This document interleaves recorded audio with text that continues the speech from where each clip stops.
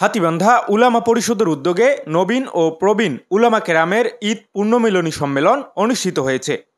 শনিবার সকালে হাতীবান্ধা উপজেলার দিঘিরহাট নুরুল উলুম নুরানী হাফিজিয়া মাদ্রাসায় হাতীবান্ধা উলামা পরিষদের সভাপতি মুফতি আব্দুল হান্নান এর সভাপতিত্বে উক্ত ঈদ পুণ্যমিলনী সম্মেলন অনুষ্ঠিত হয়েছে।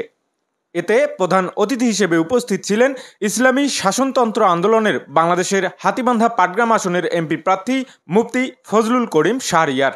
বক্তব্য রাখেন লালমনিরহাট জেলা উলামা পরিষদের সভাপতি শাইখুল হাদিস আল্লামা জয়নুল আবেদিন, হাতীবান্ধা উলামা পরিষদের সহ সভাপতি মুফতি আবুল কাশেম ও মুফতি আব্দুর রহিম। দোয়া পরিচালনা করেন মৌলানা তমিসউদ্দিন খন্দকার। ঈদ পুণ্যমিলনী সম্মেলনে উপজেলার বিভিন্ন ইউনিয়নের উলামায়ে কেরামগণ তাদের সমস্যা ও সম্ভাবনা নিয়ে তাদের মতামত প্রকাশ করেন। অনুষ্ঠান শেষে প্রধান অতিথি উপস্থিত সকলের হাতে সম্মাননা ক্রেস্ট তুলে দেন। এল নিউজ অনলাইন, লালমনিরহাট।